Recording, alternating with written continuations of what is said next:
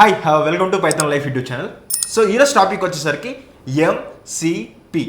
అయితే ఇప్పుడున్న ట్రెండింగ్ వరల్డ్లో ఎన్సిపి అనేది ఒక రెవల్యూషన్ అనేది క్రియేట్ చేస్తూ ఉంది. సో చాలామంది ఇదే నేర్చుకుంటూ ఉంటున్నారు. సో అసలు ఎంసిపి అంటే ఏదో తెలుసుకుందాం. హాయ్ సూర్య గారు. హాయ్. యా, సో మన సబ్స్క్రైబర్స్కి ఎంసిపి అంటే ఏంటి, ఎంసిపి యూజ్ చేసుకొని ఏం చేయొచ్చు అనేది మీ మాటలో చెప్పండి. సో ఎన్సిపి అనేది ఇట్స్ ఏ ప్రోటోకాల్ అండి. ఓకే. సో ప్రోటోకాల్ అంటే మనకి ఇంటర్నెట్ ప్రోటోకాల్స్ ఉంటాయి, ఐపీ అంటాం దాన్ని. ఓకే. సో ఈ ప్రోటోకాల్ అనేది ఎందుకు వచ్చిందని అంటే లైక్ ప్రోటోకాల్ అంటే ఏంటి, అందరూ ఇది పాటించాలి అనే కైండ్ ఆఫ్ దాన్ని ప్రోటోకాల్ అంటాం. ఓకే. ఓకే.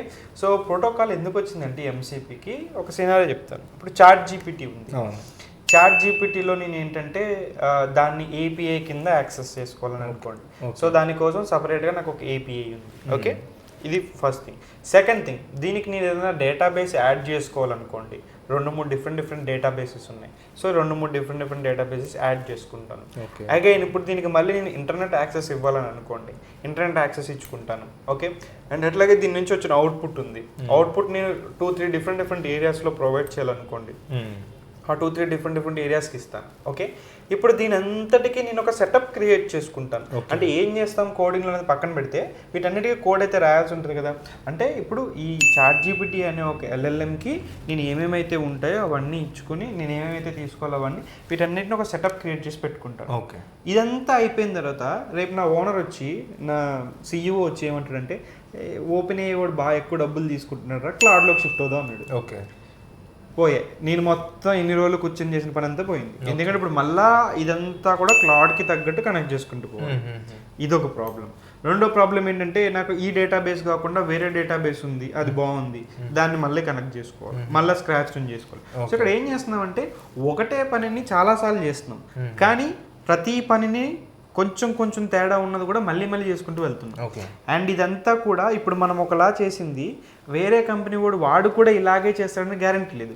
అంటే ఇప్పుడు మీరు చేసిన ప్రోడక్ట్ని ఇంకోటి చేసిన ప్రోడక్ట్ రెండు లింక్ చేయాలనుకున్నాం, ఇలా లింక్ చేయాలన్నా కూడా మీరు ఇద్దరు చేసినవి మళ్ళీ మ్యాచ్ అవ్వదు, ఇద్దరు మీరు కూడా మార్చాలి వాడు. సో ఇలా చాలా తేడాస్ ఉన్నాయి, మనకి చాలా ఇష్యూస్ ఉన్నాయి. దీనికోసం ఏమైందనంటే క్లౌడ్ వాడు ఏం చేశాడు, ఆంథ్రోపిక్ వాడు ఎంసిపి అనేది తీసుకొచ్చాడు. ఓకే. ఇదేం పెద్ద కొత్త థింగ్ కాదు. ఏం చేశాడంటే, అరే నువ్వు ఏమన్నా చేసుకో, ఏదన్నా వాడుకో, నువ్వు డేటాబేస్ ఉంటే ఇలాగే ఇన్పుట్లో తీసుకో. ఓకే. ఓకే. నువ్వు ఏపీఐ ఉంటే ఇలాగే ఇన్పుట్లో తీసుకో. ఓకే. నీకు ఏదైతే అవుట్పుట్ కావాలో ఇక్కడ నుంచో అవుట్పుట్ తీసుకో. ఇలా ఏం చేశాడంటే ఒక ప్రోటోకాల్ క్రియేట్ చేశాడు. అంటే ఇప్పుడు ఏమవుతుంది, ప్రతిదీ దాన్ని కనెక్ట్ చేసుకుంటున్నాం. It's like A extension box అనమాట. మనం ఒక్కొక్కటి విడివిడిగా పెట్టి అన్ని చిక్కులు చేసే దాని బదులు జస్ట్ ప్లగ్ బోర్డుకి ఒక స్విచ్ పెట్టి ఎక్స్టెన్షన్ స్పైక్స్ ఉంటాయి కదా, ఇది తీసుకుని దానికి అన్ని సెట్ చేసుకోవచ్చు. ఓకే. అంటే ప్రతి ఒక్కటికి సప్లై వస్తుంది ఇక్కడ. సో అట్లాగే వీడు ఏం చేశాడంటే ఎంసిపి అనేది బిఫోర్ గోయింగ్, అంటే ఇప్పుడు మనకి చాట్ జీపీటీ ఎల్ఎల్ఎం అనుకున్నాం కదా, ఈ ఎల్ఎల్ఎంకి డైరెక్ట్గా డేటాబేస్కి ఇచ్చే బదులు ఫస్ట్ ఎంసిపికి ఇస్తాడు. ఓకే. ఏపీఐ డైరెక్ట్గా ఇచ్చే బదులు ఎంసిపి ఇదేం చేస్తుంది, నాకు ఇవన్నీ ఇన్పుట్స్ తీసుకుని నాకు ఏమేమి ఇన్పుట్స్ అయితే ఇవ్వాలో అవన్నీ రెడీగా పెట్టుకుంటుంది. ఇప్పుడు నువ్వు రేపన్న నాడు క్లౌడ్ కాకుండా వేరేది పెట్టావు అనుకో, దానికి కావాల్సింది కూడా దీని దగ్గర ఆల్రెడీ ఉంటుంది. ఎందుకంటే ఇది స్టాండర్డైజ్ చేస్తుంది. అంటే నీకు ఖచ్చితంగా ఇన్పుట్స్ అన్ని ఒకటే ఫార్మాట్లో తీసుకుంటుంది, ఖచ్చితంగా అవుట్పుట్స్ అన్ని ఒకటే ఫార్మాట్లో ఇస్తుంది. అంటే ఇది ఏం చేస్తుంది, ఒక స్ట్రక్చర్ క్రియేట్ చేస్తుంది. ఇట్స్ లైక్, అంటే ఇది సింపుల్గా చెప్పాలనుకుంటే మన ఇంట్లో వాడే రౌటర్స్, వైఫై రౌటర్స్ ఉంటుంది చూడండి, దానికి లాగా మీరు పెట్టుకుని ఏ డివైస్ కన్నా సింపుల్గా వాడుకోవచ్చు. సో అట్లాగే ఈ ఎంసిపి అనేది అన్నిటినీ దాని దగ్గర తీసుకుని దాని నుంచి అవుట్పుట్ ఇస్తుంది. సో దీన్ని మీరు ఎక్కడ కావాలన్నా ఎలా కావాలన్నా వాడుకోవడానికి ఈజీగా ఉంది. సో సింపుల్గా ఎంసిపి అనేది ఒక వర్డ్లో చెప్పాలంటే, మనం విడివిడిగా వాడుకునే చిక్కులుగా ఉన్నదంతా కూడా ఒక చోట తీసుకొచ్చి ఒక స్ట్రక్చర్ చేసుకోవడం అంటారు.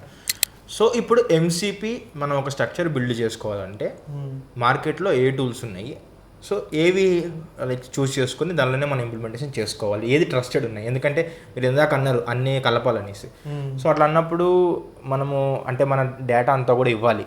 ఫర్ ఎగ్జాంపుల్ మీరు ఏమన్నారంటే క్లౌడ్ వాడిది తీసుకొని వచ్చి డిఫరెంట్ టూల్స్కి మనం కనెక్ట్ చేయాలంటే ట్రస్టెడ్ ఏమున్నాయి?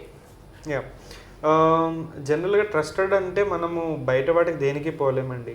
ఎందుకంటే చాట్ జీపీటీ వాడు ఎంత చేసినా దేని మన డేటా కలెక్ట్ చేసుకుంటాడు. సో అలాంటప్పుడు బెటర్ ఏంటంటే గో విత్ కోడింగ్. ఓకే, అంటే మనం ట్రస్ట్ గురించి, మన సేఫ్టీ గురించి, మన ఫ్యూచర్ గురించి ఇలా ఆలోచించుకుంటూ వెళ్తే, ఈవెన్ జాబ్స్ గురించి ఆలోచించుకుంటూ వెళ్తే మనం స్క్రాచ్ నుంచి నేర్చుకోవడం మంచి పని. లైక్ పైథాన్ నేర్చుకుని, మెషిన్ లెర్నింగ్ నేర్చుకుని, అథవా జనరేటివ్ ఏఐ నేర్చుకుని. ఇప్పుడు ఈ జనరేటివ్ ఏలో LLMs ఇవన్నీ ఉంటాయి కదా, ఇవి మనం ఒకటి బిల్డ్ చేసేటప్పుడు మన MCPని డైరెక్ట్గా మనమే స్ట్రక్చర్ చేసుకోవచ్చు. అంటే మనం డ్రాగ్ అండ్ డ్రాప్ లా వేరే వాడిచ్చినవి వాడుకోవచ్చు, లైక్ N8N టూల్స్ లాంటివి ఉంటాయి, అలా వాడుకోవచ్చు. కానీ indirectly you are giving entire data to him.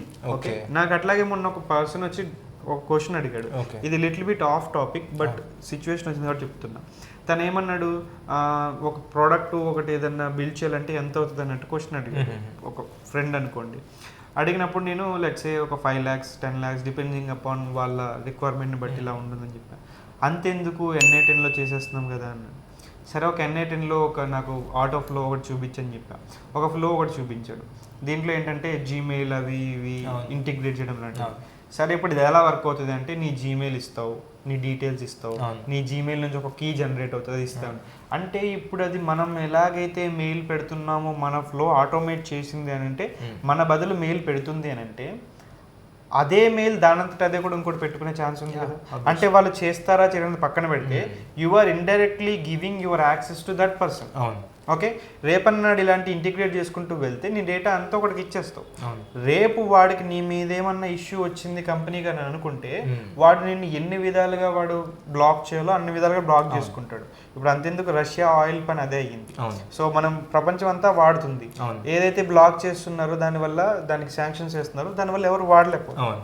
So ఇలాంటప్పుడు ఏమవుతుందంటే, డేటా అంతా అందరికీ నువ్వు ప్రొవైడ్ చేసేస్తే నీ యొక్క పర్సనాలిటీ పోతుంది, నీ యొక్క ప్రైవసీ పోతుంది.